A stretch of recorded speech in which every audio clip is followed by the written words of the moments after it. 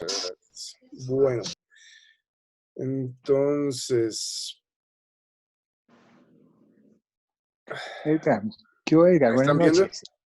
Hola, ¿qué tal, profe? ¿Cómo ha estado? Bien, bien, bien. Ya Bien, bien. no les interrumpo. Quería saludarlos. Ya estoy acá. Muchas gracias. Gracias, profe. Bienvenida, muchas gracias. Gracias. Bueno, entonces, bueno, hoy voy a tratar de ser lo más específico posible. Las personas que están conectadas el jueves que, que tenían algunas dudas, voy a intentar resolverlas el día de hoy. Voy a tratar de explicar un poco la anatomía y hacer un poco de correlación con algunos casos clínicos. Todas estas charlas que doy de tractografía, tengo conflicto de intereses con Colciencias. Bueno, entonces voy a empezar con las vías motoras, después con las del lenguaje y por último con las vías de la conciencia. Todas estas vías, bueno, ustedes saben que todo el cerebro, ¿cierto? Tanto la corteza la, como la sustancia blanca, todas tienen, todas las neuronas tienen funciones y todo el cerebro es elocuente. Elocuente es que es importante, ¿verdad? Y si uno se pone a ver en la corteza cerebral, pues todas las neuronas tienen alguna función. Pero hay ciertas áreas que son más elocuentes, ¿cierto? Porque son más importantes para nuestro día a día, para poder relacionarnos adecuadamente con nuestro entorno. Y principalmente dentro de esas está las vías motoras, las vías del lenguaje y las vías visuales, ¿cierto? Obviamente las áreas eh, del sistema reticular activador ascendente son áreas que son de la sustancia blanca, que son subcorticales, que se conectan con todas estas áreas de la corteza. Ahorita vamos a ir en detalle con cada una de ellas. Entonces, en los últimos años ha habido muchos estudios alrededor de lo que llamamos nosotros el conectoma, que son todas las conexiones que hay en el cerebro. Son una infinidad, no vamos a detenernos en todas, ¿sí? Pero sí quiero enfatizar como en las vías que son más importantes para las tres vías que vamos a hablar. Entonces, la vía motora, ¿sí? O la vía piramidal que llamamos nosotros, eh, comienza en la corteza y vamos a ir yendo digamos, de arriba para abajo, por decirlo así, y vamos a ir siguiendo cada uno de estos puntos para repasar lo que estábamos viendo la semana pasada y poder detallar cómo se organizan esos tractos, esos axones en el resto del cerebro. Entonces el doctor Brodmann eh, hizo una descripción de todas las neuronas en la corteza cerebral, ¿cierto? Y describió esas áreas de acuerdo a las funciones que tenían. Y les puso las áreas de Brodmann, ¿sí? Entonces aquí está, nosotros tenemos que ubicarnos en el cerebro, en la corteza, basados en que nosotros tenemos giros y surcos, ¿cierto? Y tenemos dos surcos que son más importantes, que son el surco central o de Rolando, ¿verdad? Y el surco o cisura de Silvio. Entonces el surco central o de Rolando nos delimita toda esta área que nosotros vamos a llamar el área perirrolándica, bueno, y ese surco de Rolando hacia adelante va a ser lóbulo frontal y el surco de Rolando para atrás va a ser el giro aquí o central. Todo es, recuerden lo que les decía, es todo lo motor va por delante y lo sensitivo va por detrás, es casi que una regla en neuro. Bueno, entonces lo que está por delante de ese surco central es área motora en general, bueno, en este giro precentral, y hay un 10% de neuronas que están también distribuidos en este giro postcentral que hace parte del lóbulo parietal. En general el lóbulo parietal es de asociación, bueno, casi nada de la vía motora va por aquí, pero en un 10% en toda esta área perirrolándica alcanza a estar ubicada en este giro. Y todo esto está organizado en el homúnculo, y ahorita vamos a detallarlo un poquito más. Entonces aquí están en estas bolitas representadas todas esas motoneuronas, ¿sí? Que digamos son las motoneuronas superiores, ahorita vamos a hablar un poquito más en detalle de eso, y están casi llegando aquí hasta la unión con el surco, con la cisura de Silvio. Nosotros tenemos una distribución aquí arterial y venosa muy particular, y todas las lesiones que están ubicadas en esta región perirrolándica son áreas, son lesiones que están en áreas elocuentes, ¿cierto? Y nosotros tenemos que tener más cuidado con todo lo que esté aquí, llámese infarto, llámese tumor, llámese malformación arteriovenosa. Si nosotros vemos eh, digamos, en cortes, en especímenes cadavéricos, nosotros podemos identificar, digamos, anatómicamente y correlacionar esto también con el hueso, ¿sí? Nosotros tenemos unos puntos craniométricos, tenemos las suturas, y todo eso lo podemos correlacionar con la superficie del cerebro. Y también hay unos puntos corticales y unos puntos sulcales o surcales que se correlacionan con esos puntos craniométricos.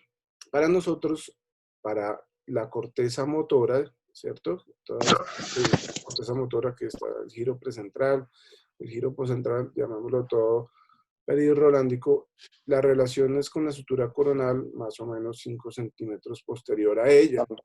Entonces esta parte nosotros siempre la tenemos en cuenta para la cirugía, porque todo lo que esté por detrás de la sutura coronal va a estar en relación con el área motora. Entonces, el giro precentral es donde está la corteza motora primaria, llamamos nosotros. Nosotros tenemos dos áreas fundamentales.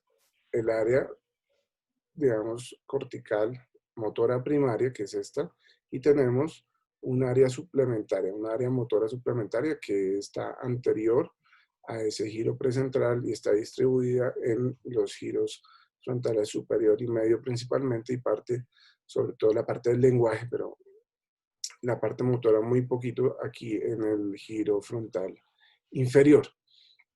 Nosotros podemos tener también lesiones motoras cuando tenemos lesiones en esa área motora suplementaria. Bueno, ahorita vamos a ver cuáles son las vías motoras que bajan, que descienden de todas esas áreas. Si nosotros volteamos aquí en este otro cerebro al lado izquierdo, nosotros podemos identificar varios surcos, bueno, que están en relación.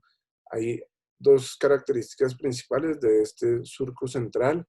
El primero de ellos es que el 95% de las veces llega hasta la línea media, bueno, y lo otro es que tiene, si ustedes ven aquí, esta figura que parece un signo del omega.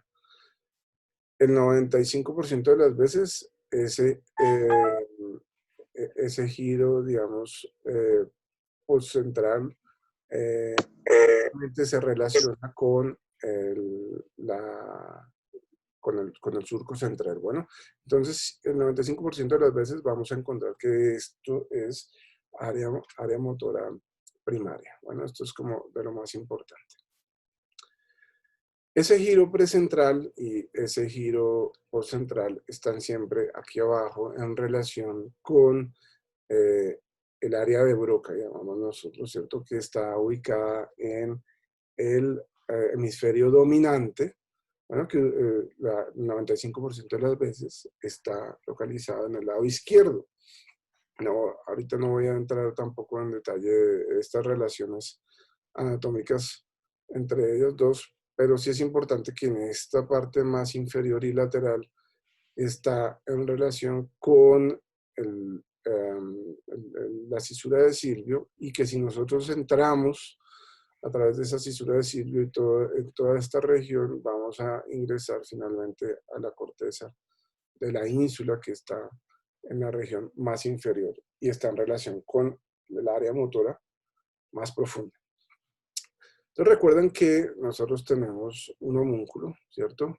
Aquí no se alcanza a ver, pero esto porque lo estamos viendo desde la parte más lateral. En la parte más medial está la representación de los miembros inferiores y a medida que nosotros vamos avanzando de medial a lateral y hacia inferior, entonces nos encontramos con el miembro superior, ¿cierto? La parte más proximal del miembro superior, luego la mano, luego la cara, la lengua, bueno, y todo esto tiene una representación motora muy grande, sobre todo la mano y la cara y la lengua, porque son, digamos, las estructuras que nosotros más utilizamos para movilizarnos. Esto es más para los residentes de neurocirugía. Nosotros tenemos muchas ramas y hay muchas variaciones de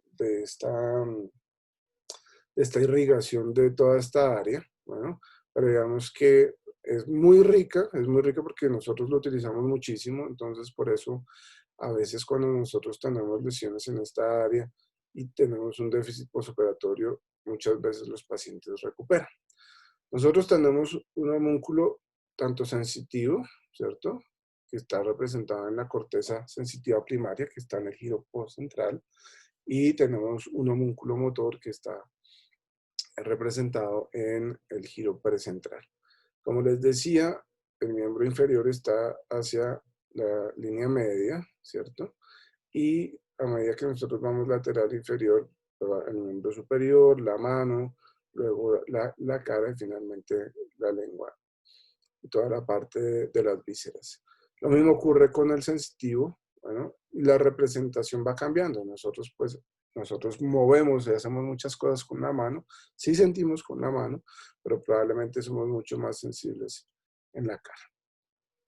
Cuando nosotros vamos yéndonos en profundidad y ya no estamos en la corteza, todas esas conexiones que les decía de la corteza motora primaria y de la corteza motora suplementaria se conectan y van descendiendo a través de una estructura que se llama la corona radiada, que en su parte más superior nosotros podemos ubicar una estructura que se llama el centro semioval, y van confluyendo en esta área que se llama la corona radial, que ya vamos a verlo la corona radial, perdón, en la cápsula interna, que ya vamos a verla en otro corte mucho mejor. Entonces esa corona radial, ¿cierto? Porque parece como unas radiaciones, parece una corona, tiene toda esta distribución y no necesariamente lleva todo lo que corresponde a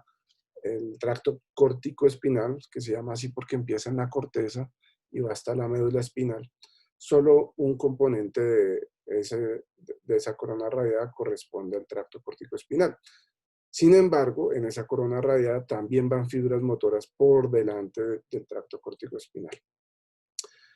Entonces, ese tracto córtico espinal tiene esta distribución, ¿sí?, que parece como un abanico en la parte más superior que está conectando todo ese homúnculo del giro precentral y van bajando esas fibras que aquí están representadas en una tractografía, van confluyendo y finalmente descienden a la cápsula interna, ¿cierto?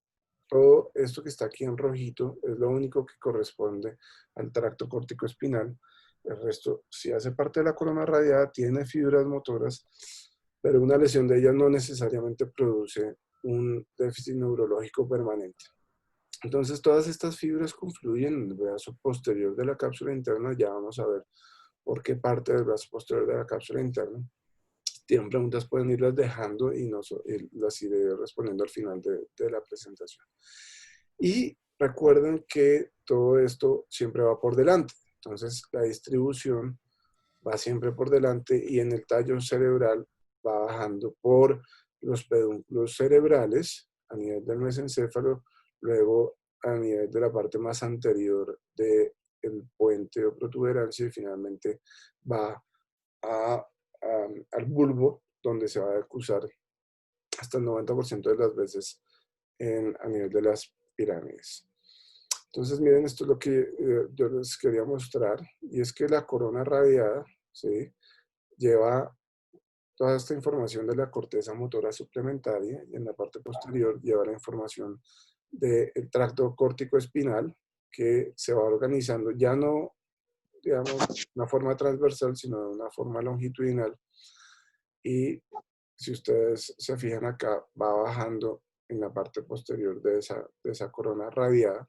Aquí ustedes alcanzan a ver que esto confluye, todo esto confluye en la cápsula interna, y esta parte posterior corresponde a fibras sensitivas.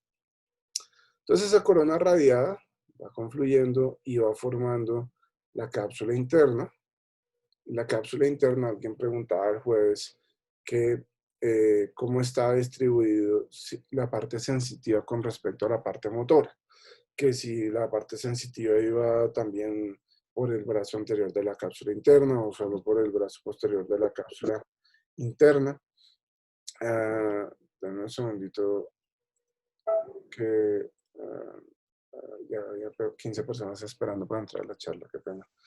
La otra persona que está pendiente para que pueda aceptar las personas. Entonces,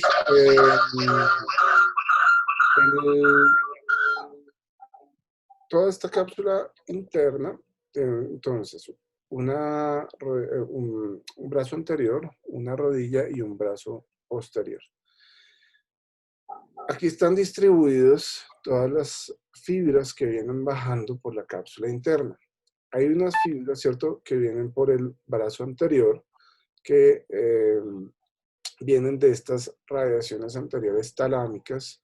Está el tracto frontopontino, está el tracto córtico-nuclear que viene aquí por la rodilla. Todas estas fibras también son motoras, ¿sí? No necesariamente una lesión de ellas vaya a producir una lesión clínica permanente, pero sí hacen parte de toda la regulación de los movimientos, bueno, que no están relacionados directamente con la fuerza de, de la vía piramidal.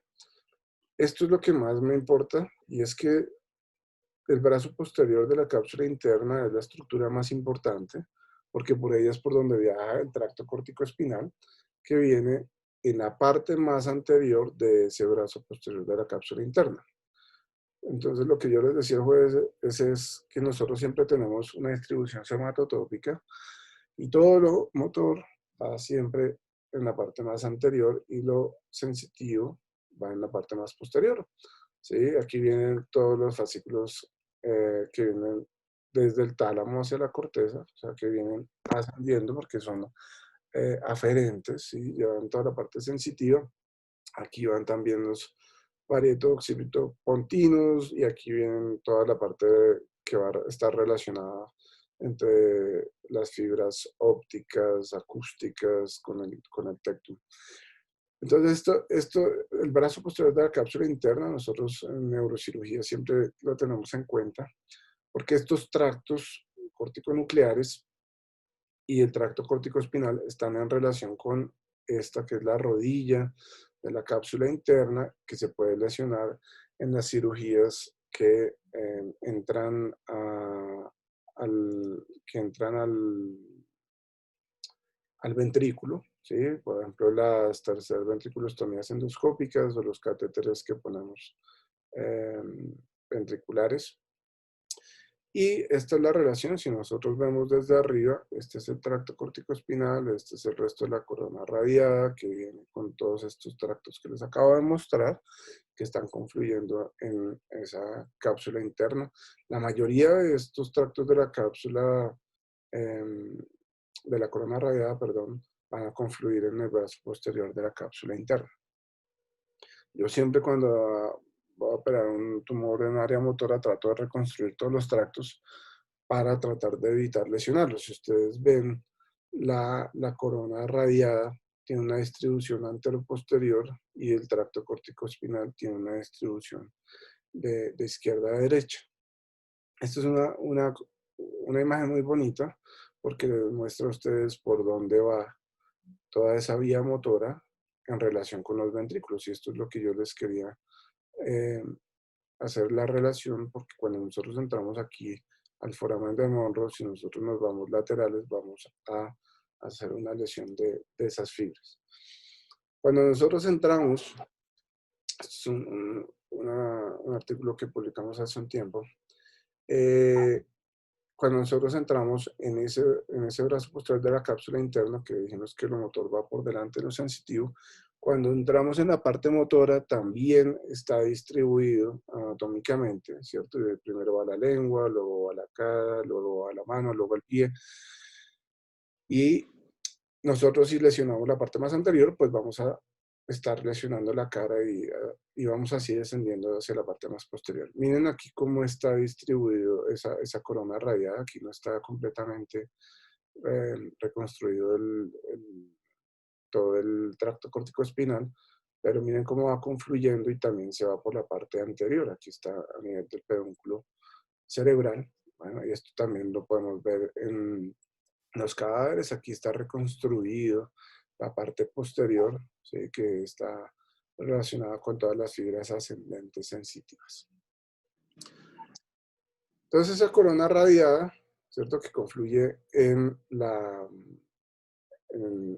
cápsula interna, tiene también unas conexiones con el cerebelo, ¿cierto? Porque está siempre relacionada con toda la parte de coordinación entre el ojo y la mano, etcétera, todos los movimientos finos. Pues cuando nosotros reconstruimos todas estas áreas, siempre van a ver que en la tractografía van a estar unas fibras yendo hacia el cerebelo.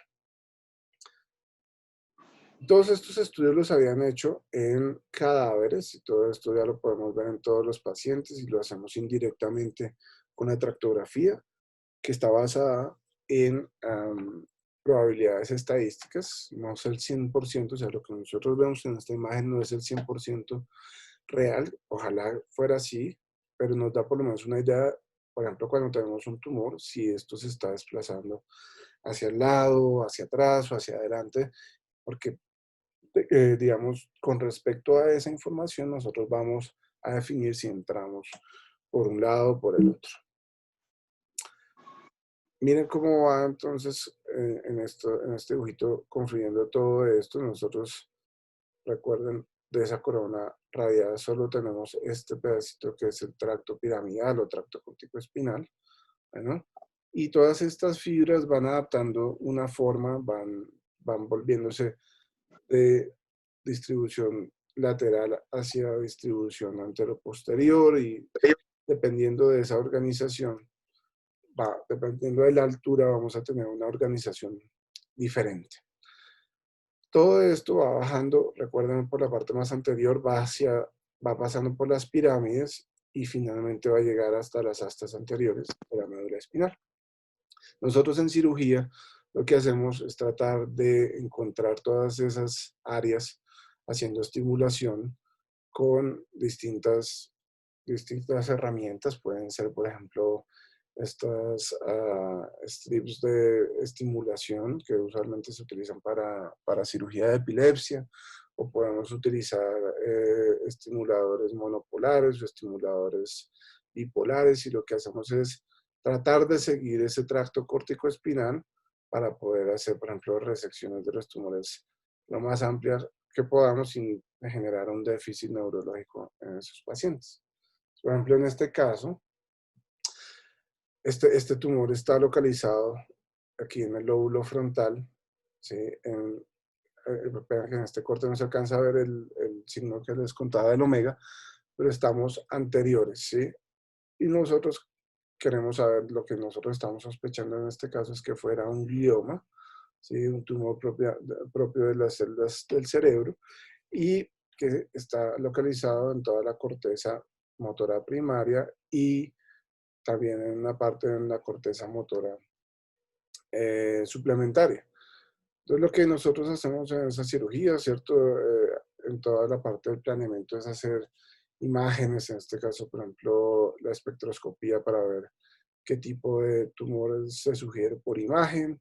Le hacemos toda la reconstrucción de esos tractos, y aquí nosotros vemos que, por lo menos a nivel de la sustancia blanca, pareciera que el tumor estuviera por delante de esas fibras del tracto corticoespinal, y laterales al resto de la corona radial de esa información que viene del área motora suplementaria.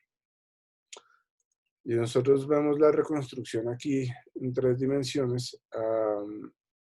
Ustedes van a ver que aquí viene esta corteza motora primaria, ¿sí? Y miren, este tumor está en relación absoluta con todos esos tractos, con todas esas vías que nosotros queremos preservar. Si lo vemos de lado, nosotros pensaríamos que lo ideal sería entrar por delante, porque la vía motora está yéndose en la parte más posterior, pero nosotros sabemos que lo motor va por delante, entonces nosotros decidimos en estos casos hacer algo que se llama un mapeo cortical y subcortical y hacemos estimulación.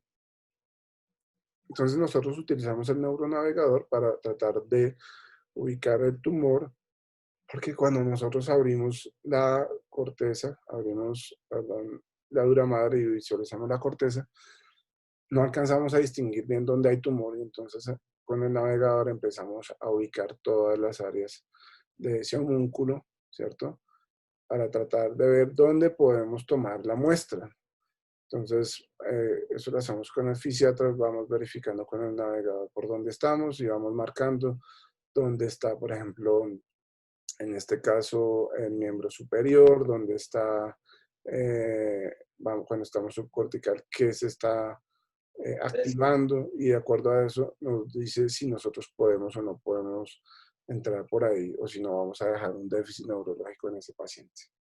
Oye, Esto es una ilustración gráfica para mostrarles cuando hacemos toda esa área, cuando hacemos la estimulación de toda esa área, la corteza, vamos obteniendo información, ¿sí? Y vamos definiendo también con el neuronavegador cuál es el área del tumor.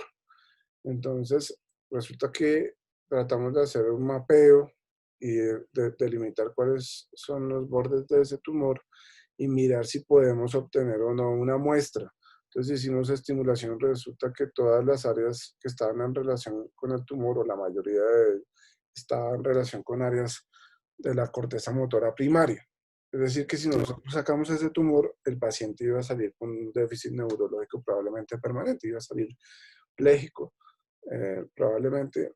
Entonces, en ese caso, decidimos solo tomar una biopsia y tomamos del sitio que parecía por lo menos lo más seguro posible para tratar de evitar una lesión permanente en ese paciente y hablar con ella, ¿cierto? Definir si quiere igual que hagamos una resección del tumor a consta de generarle un déficit neurológico permanente. Entonces, en este caso, obtuvimos que era un glioma de bajo grado, ¿cierto? No es un tumor benigno, pero no es de crecimiento tan rápido y que se le puede hacer también radioterapia o hacerle resección, dependiendo de lo que la paciente definiera. Entonces, la paciente en el postoperatorio pues salió sin ningún déficit y decidió hacerse únicamente la radioterapia. Pero a lo que voy es que ustedes, sabiendo esta anatomía, pueden tomar decisiones con estos pacientes, saben que una lesión en esta localización es una lesión que va probablemente a generar un déficit neurológico importante. Por ejemplo, esta paciente llegó sin ningún tipo de déficit, hizo solo una crisis convulsiva, entonces hay que tratar de preservarlo, sobre todo que es una paciente joven. Ahora, con respecto a las vías del lenguaje, nosotros, digamos, originalmente lo que habían descrito para la producción y la conceptualización del lenguaje habían descrito inicialmente únicamente las áreas de Broca, ¿cierto? Que era el área motora del lenguaje y el área de Wernicke, que era el área sensitiva del lenguaje, y que ellas se conectaban a través de el fascicular 4 y que esas eran las vías del lenguaje.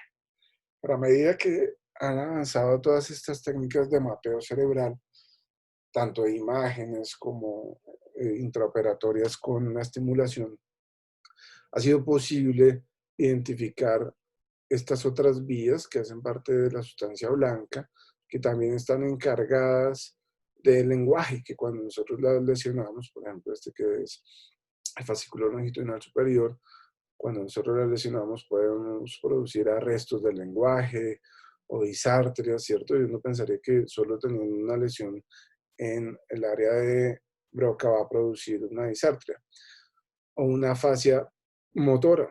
Probablemente si nosotros lesionamos el área de Broca, seguramente vamos a tener una lesión permanente y nosotros en ese mapeo tenemos que preservar todo eso a medida que podamos hacerlo lo más extenso posible, porque la lesión sobre todo de los cuerpos neuronales que está localizados en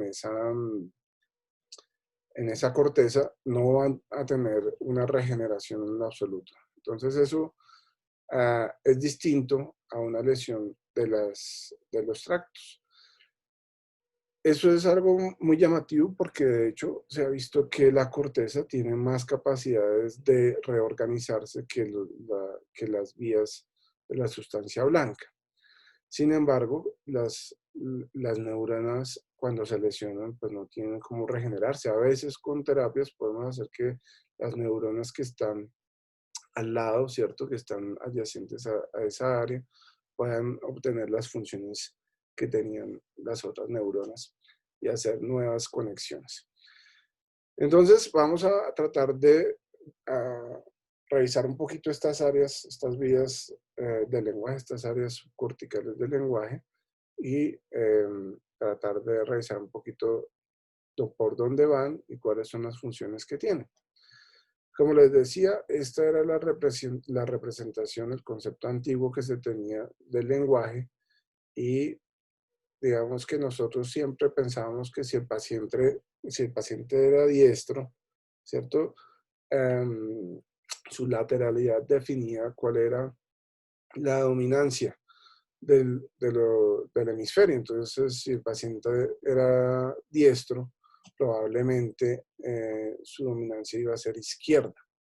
Eso no es del todo cierto y hoy en día se hacen distintas pruebas, como la prueba de WADA, para verificar si eso realmente es así, porque los pacientes zurdos muchas veces también su dominancia está en el lóbulo, perdón, en el hemisferio izquierdo. Esto es una representación, una ilustración gráfica que nosotros hicimos para un artículo que publicamos hace un par de años, donde están representadas todos esos tractos en relación con las áreas corticales. Nosotros hoy en día podemos hacer toda esta segmentación de esos giros que ya revisamos y hacer una correlación con los tractos. Entonces nosotros, como les había mostrado al comienzo, nosotros tenemos unos puntos de referencia o landmarks que son para ubicarnos tanto en el hueso, ¿cierto? Que eran los puntos craniométricos, con los puntos en la corteza y en los surcos, que son los puntos corticales o surcales, y también ahora describimos estos puntos que son los puntos tractométricos, que se desplazan cuando nosotros tenemos alguna lesión. Entonces esos tractos de lenguaje nosotros podemos reconstruirlos y diferenciarlos con la tractografía. Esto lo hacemos para tratar de ver en cirugía por dónde tenemos que tener más cuidado. Esto es muy bonito y sobre todo sirve para tratar de ubicarnos en los tumores que tienen, o en las lesiones que tienen una localización profunda, ¿sí? Como lo que les decía yo de tener la relación con la ínsula. Entonces en los tumores insulares la relación con todas estas vías del lenguaje es muy importante. Obviamente si nosotros sabemos que el paciente tiene su dominancia en en el hemisferio izquierdo, nosotros sabemos de entrada que tenemos que tener cuidado con la entrada a través de la corteza y cuando estamos haciendo toda la disección de esas fibras de la sustancia blanca, tenemos que tratar de preservar todo lo que podamos esas fibras en lo posible, que usualmente están desplazadas. A veces están infiltradas, pero la mayoría de las veces están desplazadas para que nosotros generemos unos corredores quirúrgicos lo más seguros posibles. En un segundito.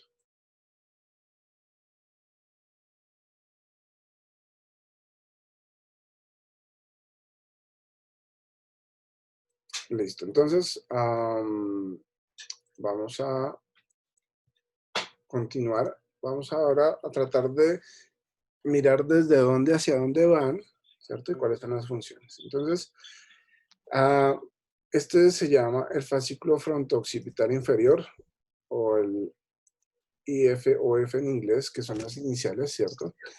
Eh, eh, Ustedes lo van a ver en muchos artículos. Estas descripciones son muy importantes, porque esto parece bobo, pero uno siempre dice que el paciente igual puede hablar, ¿cierto? Pero tener parafasias, ¿cierto? Cambiar las palabras que nosotros queremos decir, pues es algo que es muy importante. Este fascículo se llama así porque va, ¿cierto? Conectando el lóbulo frontal con el lóbulo occipital y probablemente el fascículo del lenguaje más largo que nosotros tenemos. El fascículo arcuato probablemente es el fascículo más importante del lenguaje, y ese fascículo arcuato está en relación con, como les decía yo, con el giro, eh, perdón, con el área de Broca y con el área de Wernicke. Entonces, el fascículo longitudinal inferior, el fascículo fronto-occipital inferior, tiene una distribución, si ustedes lo ven aquí, ¿cierto? De esas fibras, que es distinto al de la corona radiada. Si uno hace una disección en un espécimen cadavérico, va a ver cómo están relacionados, ¿cierto? Por ejemplo, toda esta vía motora va medial a esas fibras del lenguaje. Todas estas fibras del lenguaje usualmente están laterales a las vías motoras. Eso es algo que parece bobo, pero cuando nosotros estamos en cirugía tenemos que tenerlo muy presente. Cuando nosotros estamos haciendo, por ejemplo, una estimulación subcortical del área motora, probablemente si nosotros estamos haciendo eso bien profundo, ya estamos haciendo lesión de todas las vías del lenguaje. Entonces, hay lesiones que comprometen tanto la vía motora como las vías del lenguaje. Aquí les traigo este video para mostrarles esa distribución. Uno puede hacer esta reconstrucción muy bonita con la tractografía y hacerlo caso por caso, paciente por paciente. Probablemente esto nos sirva mucho para el planeamiento quirúrgico, bueno, pero a la hora de la cirugía, sobre todo para los residentes, uno tiene que saber cómo va a disecar la sustancia blanca. Si nosotros estamos tratando de entrar en un área profunda, miren cómo está la distribución de las fibras del lenguaje. Son antero-posterior, ¿cierto? Estas nosotros las llamamos fibras de asociación. Las fibras que van descendiendo o ascendiendo, como las de la corona radiada o el tracto córtico-espinal, son fibras de proyección, se llaman. Bueno, entonces las que van de arriba para abajo son de proyección, las que van de adelante para atrás son de asociación, y las que van de un lado para otro, ¿cierto? Como las del cuerpo calloso, son fibras intercomisurales. Entonces nosotros tenemos dos fascículos longitudinales, digamos, hay tres, pero los más importantes son el fascículo longitudinal superior, que es este que está aquí como en agua marina, y el fascículo longitudinal inferior. Hay un fascículo longitudinal intermedio que no tiene mayores funciones a nivel de lenguaje, por eso casi nunca los describen dentro de los fascículos de lenguaje. Este fascículo longitudinal inferior, al igual que el fascículo fronto-occipital inferior y el fascículo longitudinal superior, tiene una distribución de adelante hacia atrás. Entonces, cuando nosotros estamos haciendo la disección, por ejemplo, aquí se alcanza a ver, ¿cierto? En esta reconstrucción de la superficie del cerebro, que es el giro temporal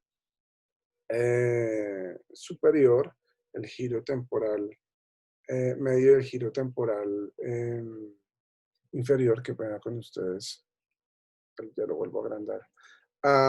Cuando nosotros hacemos una disección y entramos a través de esos giros o dentro de los surcos temporal superior o temporal inferior, nosotros tenemos que ir de adelante hacia atrás también con la succión o con lo que sea que estemos disecando, para tratar de no hacer una sección completa de esos fascículos, sino entrar a través del fascículo. Eso es muy importante para los cirujanos que tenemos que entrar dentro del cerebro para poder hacer la resección, por ejemplo, de un tumor. Entonces, el fascículo longitudinal inferior, cuando se lesiona, produce agnosias, ¿cierto? Sobre todo los vasoagnosia, que hay incapacidad de poder reconocer la cara de las personas. Y eso es muy importante. Y nosotros antes pensábamos que eso solo tenía una representación a nivel de la corteza, pero resulta que también está relacionado con la lesión de ese fascículo.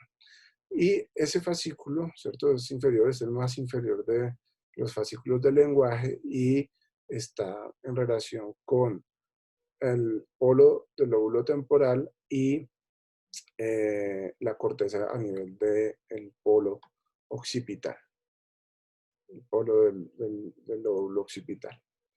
Si nosotros lo vemos de arriba para abajo, vamos a tener esta distribución, ¿verdad? Y esto está en relación con las vías, no solo del lenguaje, sino con las vías también visuales. Mientras nosotros usemos, digamos, resonadores con mayor fuerza, mayor magnitud de su magneto, pues podemos hacer reconstrucciones mucho más nítidas de esos tractos. El fascículo longitudinal superior tiene una relación íntima con el fascículo arcuato y tiene diferentes subcomponentes. No voy a entrar tampoco en detalle de ellos, pero sí es muy importante que a veces es muy difícil tratar de diferenciar ese fascículo longitudinal superior del fascículo arcuato. De hecho, antes se consideraba que ese fascículo longitudinal superior hacía parte de del fascículo arcuato o arqueado, bueno, que se llama así por su forma arqueada. Entonces, cuando nosotros lesionamos esta parte, digamos, de las vías del lenguaje, podemos producir un arresto del lenguaje, ¿cierto? Y pareciera que el paciente tuviera una afasia motora, y resulta que no es necesariamente una afasia motora, sino que el paciente tiene momentos en donde no puede hablar y posteriormente vuelve y habla. Cuando nosotros estamos en cirugía, la idea de nosotros hacer la estimulación es que esos pacientes, cuando hacen arrestos del lenguaje, sabemos que por ahí no podemos entrar. Bueno, y eso es lo que nosotros queremos evitar, obviamente. Si nosotros lesionamos la corteza, ¿cierto? A nivel de el área de Broca, que son el área 44 y 45 de Brodmann, nosotros tenemos que tener mucho cuidado porque podemos producir o un arresto del lenguaje o una disartria o una afasia motora, ¿cierto? Que somos incapaces de producir el lenguaje de una forma permanente. Son esos pacientes que entienden, le pueden escribir a uno, le pueden hacer señas con la cara, pero no pueden emitir nada de lenguaje. Distinto a los pacientes que tienen, por ejemplo, una afasia sensitiva, una afasia de Wernicke o afasia posterior, ¿sí? Todas son sinónimos. Recuerden que lo motor siempre va por delante y lo sensitivo va por detrás. En esos pacientes, la forma fácil de diferenciarlo es que pueden hablar, pero no tienen ningún sentido lo que están hablando. Se les pregunta cómo se llama y el paciente responde cualquier otra cosa, casa, árbol. ¿Sí? El problema de uno lesionar la corteza es que la mayoría de las veces cuando hay una lesión de la corteza, las lesiones son permanentes. Entonces, cuando nosotros hacemos una lesión de los fascículos, si estamos de suerte, podemos producir lesiones que sean transitorias, como un arresto del lenguaje. Pero, por ejemplo, un paciente con una lesión del fascículo longitudinal superior, podemos tener también disartrias permanentes. Cuando nosotros hacemos las disecciones, ¿cierto? Nosotros nunca vamos a querer ver este fascículo longitudinal superior así tan bonito como se ve en esta disección cadavérica. Esto sería una lesión completa, ¿cierto? De ese giro precentral y del giro poscentral. Esto es simplemente para mostrarles la distribución anteroposterior que tienen esas fibras, porque si nosotros hacemos una disección en este sentido, probablemente vamos a hacer una sección completa de ese fascículo longitudinal superior. Esto es viéndolo desde arriba, ¿cierto? Nuevamente, esto si nosotros lo vemos en una resonancia, hacemos un corte bien superior, nosotros vamos a encontrar que ese surco central que estamos hablando, el surco de Rolando, va a llegar, es el único que va a llegar hasta la línea media, ¿cierto? Eso es lo que habíamos hablado. Cuando nosotros hacemos la resección de esa corteza, entrando vamos a poder ver ese fascículo longitudinal superior, o en este caso el componente 3 y 2 en este caso que es más superior, que cualquiera de los dos va a producir eventualmente una lesión del lenguaje. Esto hay que tenerlo en cuenta. Hay pacientes que tienen representación del lenguaje en ambos hemisferios, pero como nosotros sabemos, la mayoría siempre son en el hemisferio dominante. En el hemisferio dominante no solamente se maneja toda la parte del lenguaje, sino usualmente también la parte de la memoria. Entonces ese fascículo longitudinal superior lo podemos ver en ambos lados. Si nosotros vamos a entrar, por ejemplo, a lesiones en el ventrículo y nosotros vamos a tener que entrar y atravesar esa corteza, tenemos que planear muy bien y tratar de evitar la lesión de esos fascículos. Eso es para que ustedes se ubiquen, ¿cierto? Está en la parte más superior y nosotros podemos confundir a veces, si nosotros no sabemos bien la anatomía, este fascículo longitudinal superior es lateral y superior a esto que se alcanza a ver aquí verdecito, que son las fibras del cíngulo. Cuando nosotros hacemos la reconstrucción de las fibras del cíngulo, también van a tener una disposición muy parecida a esta del fascículo longitudinal superior. Este es el fascículo uncinado, que tiene una forma como de una U, ¿cierto? Y lo que hace es conectar el polo frontal, el polo del lóbulo frontal, con el polo del lóbulo temporal.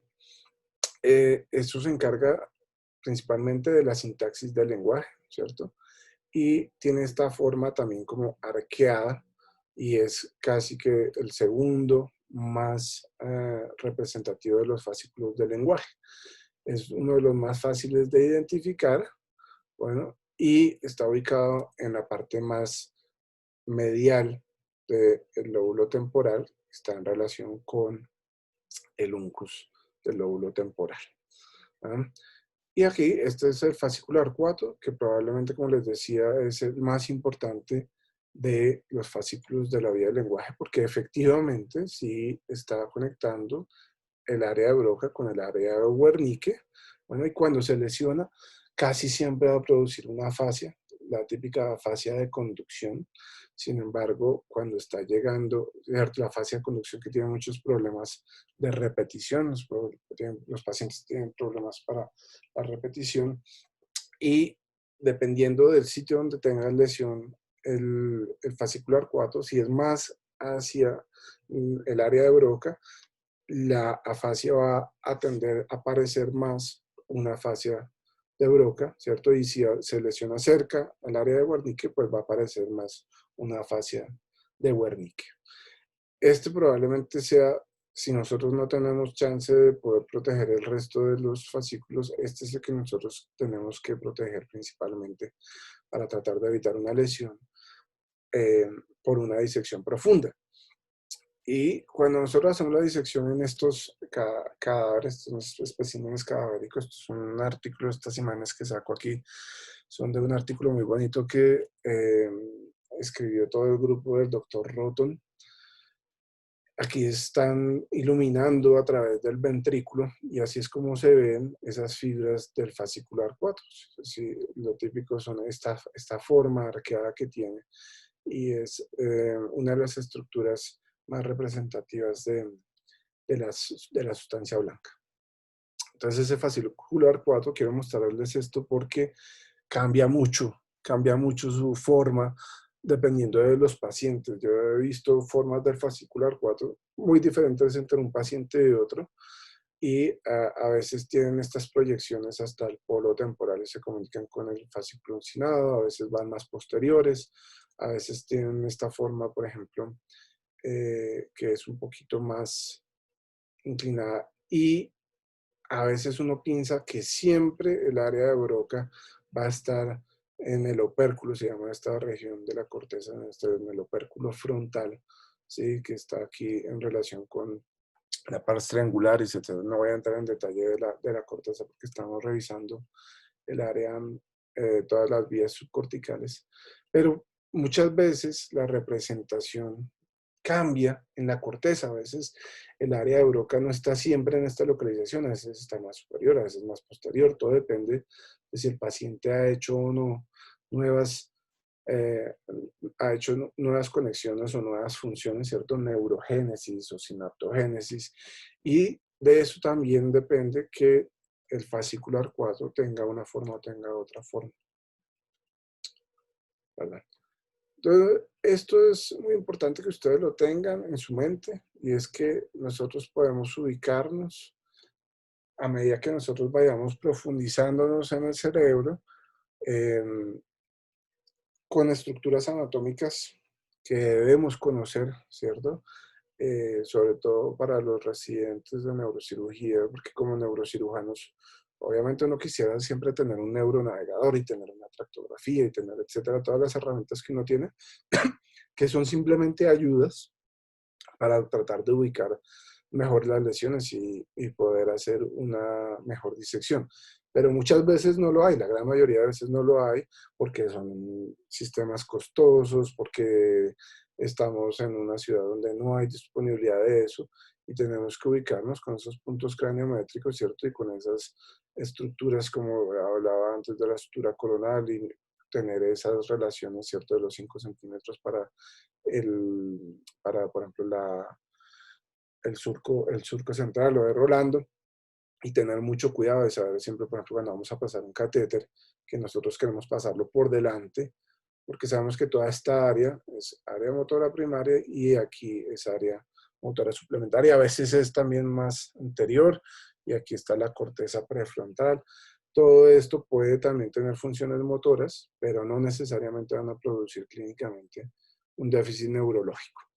Entonces, como les decía, esos puntos craniométricos se pueden correlacionar con los puntos surcales o puntos corticales o cerebrales.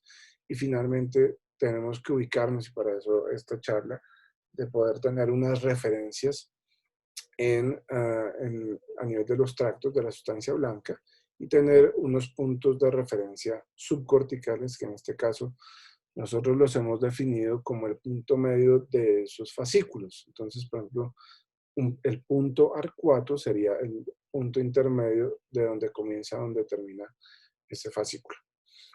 Que, como les decía, cuando nosotros tenemos una masa, ¿cierto? Un tumor, esos puntos se van a desplazar, y es lo que nos permite hacer esas trayectorias para poder hacer una resección segura. Entonces, por ejemplo, es otra paciente de 58 años, que ya la habían operado en otra institución.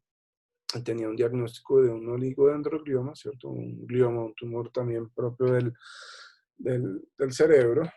Y la paciente tenía una fascia global, tiene este tumor insular izquierdo, la paciente diestra, entonces estamos en el hemisferio dominante. Probablemente está comprometido el lenguaje, aquí está probablemente comprometida también la, la cápsula, la cápsula interna. Entonces, tratar de sacar un tumor de esta índole, tratar de hacer una resección completa, pues implica que el paciente va a salir con un déficit neurológico demasiado importante, que probablemente no valga la pena, sabiendo que es un tumor que no es benigno. Entonces nosotros tenemos que procurar proteger todas esas vías para que el paciente, eh, sea que tenga una supervivencia, sea a 6 meses, a un año, o a 5 años, o a 10 años, probablemente no esté relacionado por lo menos con una lesión que nosotros le causemos iatrogénicamente. Entonces nosotros hacemos todas esas reconstrucciones, y si ustedes ven aquí, esos tractos se están desplazando, lo que habíamos visto, lo que habíamos hablado del lenguaje, miren que está todo desplazado hacia atrás y hacia adentro. Uno esperaría que eso no estuviera así, pero eso nos da la posibilidad de poder entrar y manipular todo ese tejido tumoral y tratar de sacar lo que nosotros más podamos. Eso lo usamos nosotros en la cirugía. Vamos verificando todos esos tractos, hacemos la fusión de esos tractos, de todas esas vías del lenguaje. Obviamente esto toma mucho tiempo. Esta charla es como para que ustedes se ubiquen, Obviamente esto requiere tiempo. Con los residentes siempre tratamos de que el día anterior a la cirugía podamos hacer estas reconstrucciones. A veces no hay tiempo, a veces lo hago yo solo y lo hago de forma remota con Alexandra, que es la ingeniera que nos ayuda en estas reconstrucciones de la neuronavegación, todo con el fin de hacer la cirugía lo más segura posible. Esto necesita un entrenamiento especial, ¿cierto? Una curva de aprendizaje. Esto no, no lo hacemos en todos los hospitales, no lo hacemos en todos los casos, son casos muy puntuales, dependiendo de dónde está localizado el tumor, etcétera. Pero mientras esté, ¿cierto? Y sea disponible y haya la forma de poderlo tener en la sala, pues lo utilizamos. Esto es como se va viendo cuando vamos haciendo la resección, ¿cierto? Entonces estamos entrando aquí, sacamos ese tumor y en cirugía podemos ver por dónde van esos tractos, que en este caso van posteriores al tumor, y podemos hacer una resección. Entonces nosotros aquí, cuando entramos en esta cirugía, habían hecho esta cirugía previa y había generado una lesión en esa paciente. Muchas veces porque es muy difícil tener todas estas herramientas para poder mapear exactamente dónde están las áreas del lenguaje. Entonces, en este caso, que nosotros teníamos alguna forma de poder hacer ese mapeo, ¿cierto? De pronto en esta paciente que no colaboraba mucho, no era fácil hacer una cirugía despierta, pero sí por lo menos tratar de ubicar esas fibras del lenguaje profundas y de tratar de evitarlas en cirugía. Y, ¿cierto? Si nosotros tenemos este tumor y hacemos esta resección, de pronto no hacemos una resección completa, pero tenemos una paciente que por lo menos está preservando el lenguaje y puede por lo menos expresarse, poder comunicarse con su familia, ¿cierto? Poder decir su nombre, poder contar, etcétera. Y eso es lo que nosotros buscamos en estos casos y que se correlacionan clínicamente, que es lo que quería mostrarles puntualmente con esa paciente. Desafortunadamente, este tumor necesitaba manejo complementario con radioterapia, etcétera, y no recibió el manejo a tiempo por todos los problemas que conocemos en este sistema de salud, y no hubo dilataciones por parte de su aseguradora y el tumor volvió a crecer, ¿cierto? Aquí teníamos todavía parte de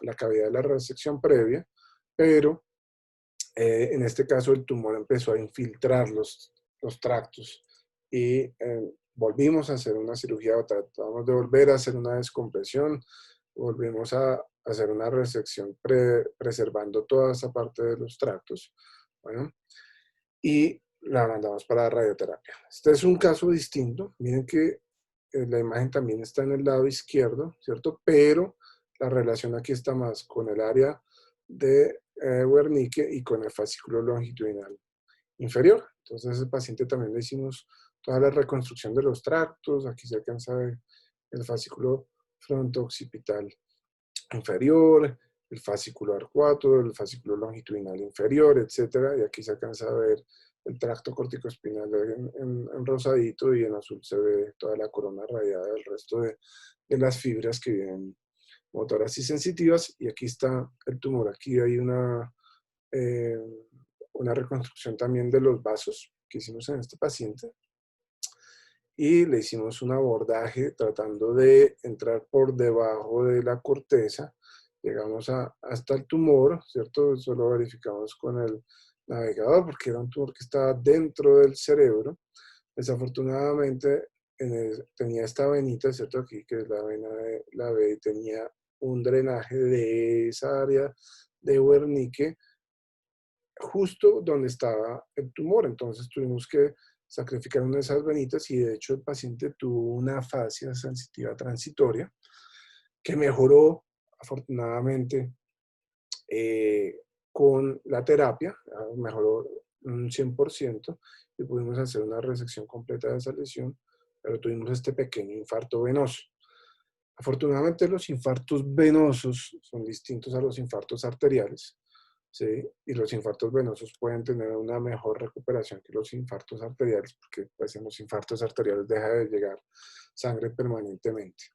Entonces miren, aquí están cómo se ven esos tractos corticoespinales, ¿cierto? y el resto de las fibras motoras que vienen del tracto, perdón, de la corteza motora suplementaria.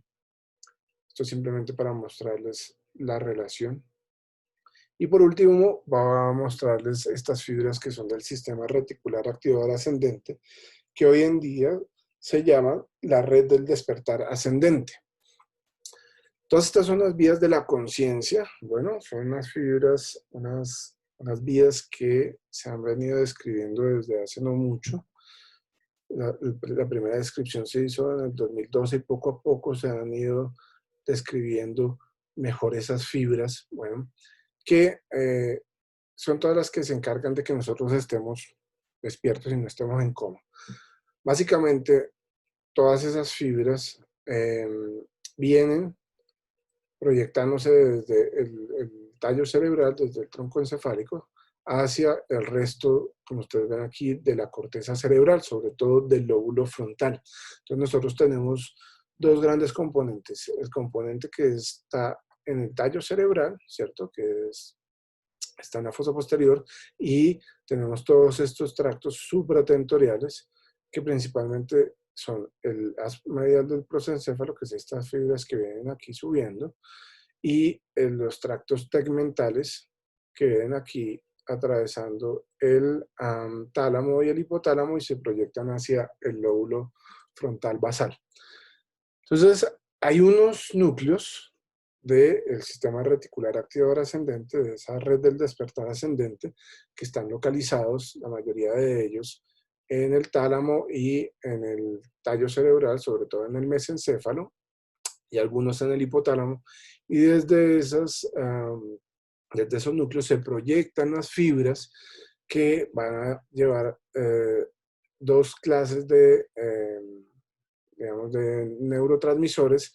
Las vías más importantes están relacionadas sobre todo con serotonina, bueno, y algunas con GABA o con acetilcolina. Hay una cantidad de vías, perdón, que voy a poner aquí, químicas, que antes solo se conocían, digamos, desde el punto de vista fisiológico, pero que desde hace poco hemos podido representarlas también desde el punto de vista anatómico, estructural, como las fibras que les acabo de mostrar.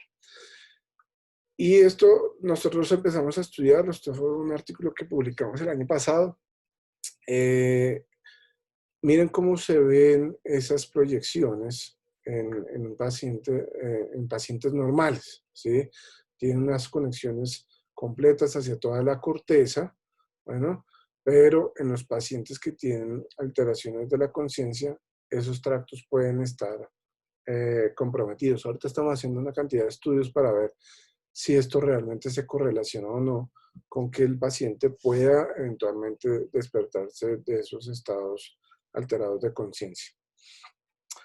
Entonces hay diferentes tipos de reconstrucciones, no voy a entrar en detalle de esto, pero dependiendo del tipo de estudio que nosotros hagamos, nosotros podemos ver simplemente, por ejemplo, estas conexiones entre el tallo cerebral y el lóbulo frontal, o podemos tener las proyecciones hacia toda la corteza.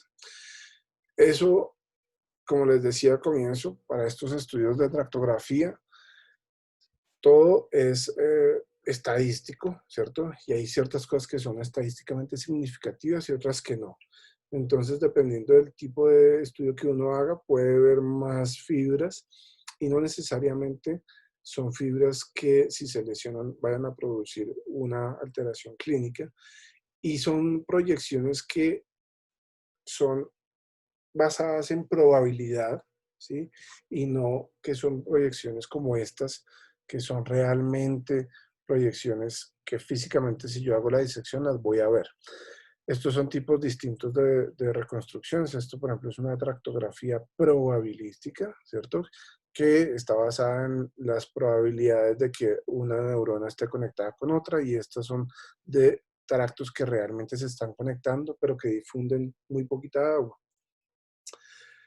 Este es otro artículo que publicamos de pacientes que tienen sangrados a nivel del tallo cerebral, que tienen alteraciones del estado de conciencia, y lo que tratamos de visualizar es cómo se afectaban esas vías de, de la conciencia del sistema reticular activador ascendente. Y en este caso, por ejemplo, teníamos estas fibras que venían del rafé dorsal, bueno, que estaban solamente desplazadas y la paciente tuvo una recuperación posterior a la reabsorción de ese hematoma, que es distinto a tener un tumor que está infiltrando esas fibras o, por ejemplo, un trauma craneoencefálico que produzca una lesión axonal, ¿cierto? Una lesión de estos axones y que produzca, por ejemplo, un daño permanente. Entonces, en esta imagen alcanzamos a ver bien, esto fue una descripción que hicimos de las estructuras grandes, a grandes rasgos, que nosotros podemos identificar del sistema reticular activador ascendente. Las primeras son estas fibras que vienen del rafé. Hay unas fibras del rafé mediano y del rafé dorsal, que son las que conectan con un complejo, llamamos nosotros, intratalámico, que es de donde se proyectan las fibras que van a conectar las más posteriores, que se llaman las medial del prosencéfalo, y las otras que son las fibras tegmentales, que hay unas más ventrales y unas más dorsales, y hay unas más laterales y unas más mediales, y todas estas reconstrucciones dependen de qué tanta potencia tenga el resonador con el que nosotros estamos haciendo esa reconstrucción. Entonces, esta es como la descripción que yo quiero dejarles de esta vía. Sí, antes el doctor Posner había hecho estas descripciones basado en otro tipo de estudios, ¿sí? Y esto va variando mucho de paciente a paciente, por eso apenas está todo esto en investigación, pero se llama ascendente porque toda esta información lo que hace es conectar, ¿cierto? Todo el tronco encefálico con el resto de la corteza. Y más o menos esta es la dirección en la que van esas conexiones. Y si nosotros lo reconstruimos, lo vamos a ver así. Bueno, eso es en pacientes sanos. Miren, por ejemplo, este paciente con un infarto, un trauma craneoencefálico, que tiene unos infartos profundos de esas vías, que con una alteración del estado de conciencia, y hay una destrucción de esos tractos que van, esos tractos tegmentales que van hacia la corteza frontal, y no necesariamente se producen de ambos lados. Esto apenas es investigación, nosotros no sabemos por qué ocurren estas cosas, apenas estamos empezando a hacer este tipo de estudios. Hay pocos sitios en el mundo donde hacen el estudio de estas vías, y lo que sí es cierto es que sabemos que los pacientes que tienen alteración del estado de conciencia se produce una alteración de estas fibras. Miren cómo se ve una producción una reconstrucción, perdón, en un paciente normal, y cómo se ve una reconstrucción en un paciente con alteración del estado de conciencia. Entonces, lo que quiero concluir en esta charla es que ustedes tienen que conocer muy bien la anatomía, ustedes tienen que saber que existen vías que tienen funciones elocuentes, que son muy importantes para nuestra conexión con nuestro entorno, que estas que les acabo de mostrar son unas de muchas conexiones que nosotros tenemos dentro de ese conectoma. Bueno, y espero haberles podido ayudar. Estas imágenes que les he mostrado han sido posibles gracias a la colaboración de todos mis profesores, el doctor Jason Johnson, que es un neuroradiólogo que trabaja conmigo en investigación, MD Anderson, y el doctor Mitchell Berger, que es un neurocirujano de UCSF, que me ha guiado mucho en el estudio de todas las fibras de la sustancia blanca. Va a pasar a responder las preguntas que ustedes tengan. Muchas gracias por su tiempo. Doctor, muchísimas gracias. Habla Alejandra Parra del Grupo de Interés de Neurocirugía. De verdad que fue una charla muy chévere. Yo desde que estoy en tercer semestre estaba también hablando de tractos, hablando de todo esto, y de verdad no me imaginé que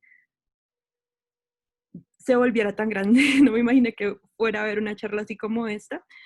Y una pregunta antes de que sigamos acá con estas preguntas del chat, me gustaría preguntarle a usted si usted cree que esto se pueda llegar a ser el gold estándar de la neurocirugía al momento de hacer resecciones quirúrgicas de tumores y que llegue no a reemplazar, sino a acompañar la neuronavegación de aquí en adelante.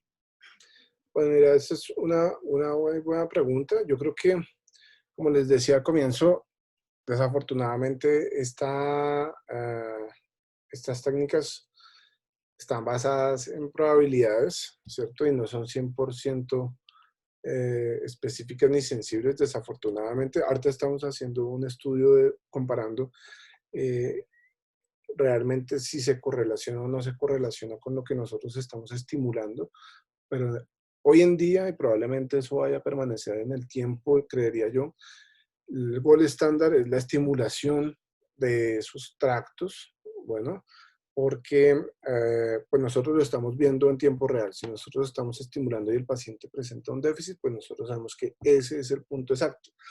Ahora, para mí lo que sí representa todas estas reconstrucciones es que es como una vía, ¿cierto? Como una carretera para saber por dónde nosotros tenemos que hacer la estimulación y por dónde es que no debemos meternos cuando nosotros estamos haciendo por lo menos las cirugías. Gracias, doctor. Juanita Orozco pregunta que le gustaría saber cómo ingresaron al tumor del glioma insular izquierdo y que la paciente pudiera seguirse expresando. Lo más importante es que nosotros decidimos en ese paciente hacer un abordaje que estuviera relacionado, perdón, ya les muestro otra vez, relacionado con una parte de la corteza, ¿cierto? Que no estuviera cerca de lo que para nosotros era el opérculo frontal, que es donde está el área motora del lenguaje, y tampoco aquí atrás, que es donde está representada el área de Wernicke. Por lo menos lo que anatómicamente nosotros debemos conocer en la corteza. Entonces entramos muy abajo en el lóbulo temporal, tratando de evitar todas las fibras del lenguaje, ¿cierto? Y si nosotros preservamos la corteza, que de entrada nosotros sabemos que no está ubicada en esta localización, por lo menos a largo plazo no vamos a generar un déficit neurológico permanente en esa paciente.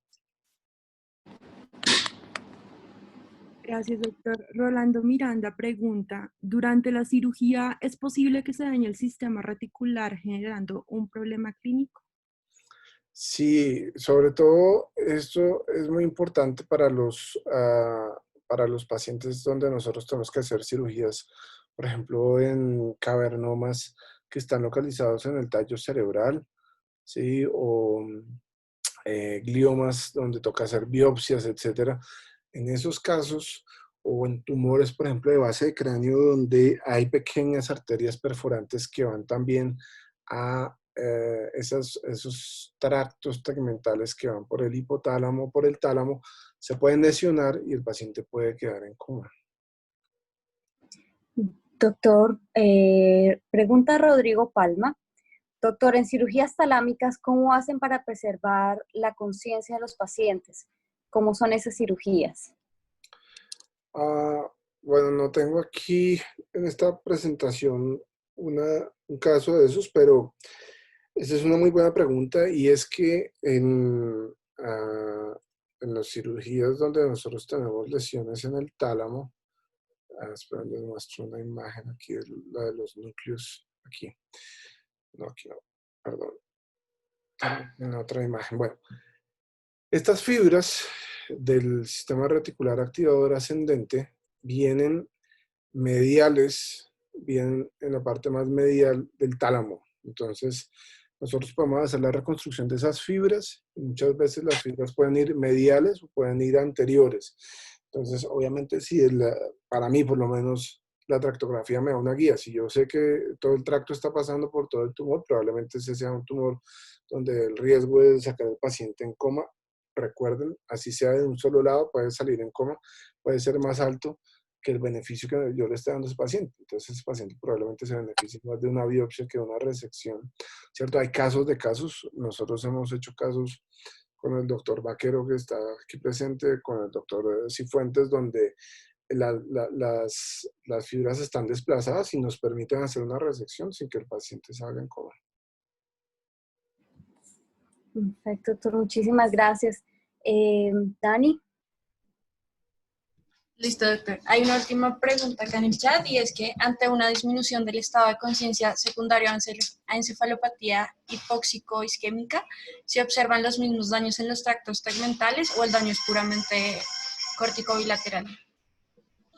Eso depende del grado, ¿cierto? De la lesión, pero lo que nosotros hemos encontrado es que los pacientes que tienen una enfermedad hipóxico-isquémica grave, como por ejemplo en los pacientes que quedan en coma posterior a una reanimación cardíaca, cardiopulmonar, en esos pacientes la lesión es generalizada. Usualmente los infartos son profundos y hay una lesión de los tractos tegmentales.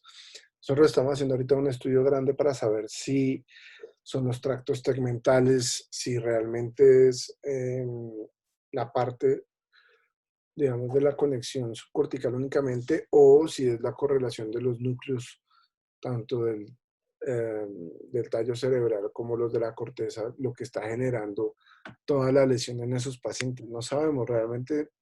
Las descripciones que nosotros hemos hecho es simplemente tratando de correlacionar lo que vemos en las imágenes con lo que vemos clínicamente en los pacientes. Y lo que hemos visto es que el daño es global, sobre todo a nivel profundo, pero el daño es global de la corteza también. Perfecto, doctor. Muchas gracias.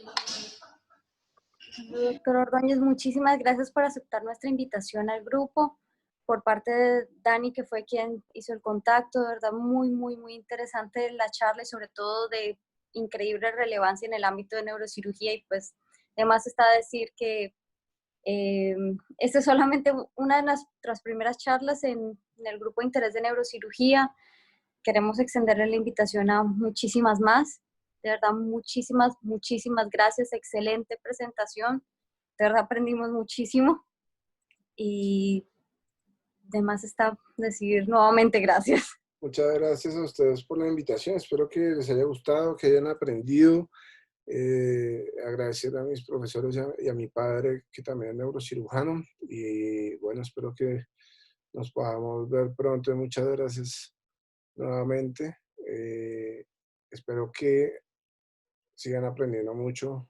Me alegra que estén con estos grupos, así como el del Rosario y el de ustedes de los Andes. Bueno, yo desafortunadamente no doy clase a medicina, pero estoy abierto a ayudarlos, a acompañarlos y bueno, eventualmente ojalá espero poder también vincularme con la universidad para la Facultad de Medicina para poder hacerles todo este aprendizaje. Muchas gracias. Muchísimas gracias, doctor Ordóñez. Gracias, doctor. Que estén muy bien. Buena tarde. Lo mismo.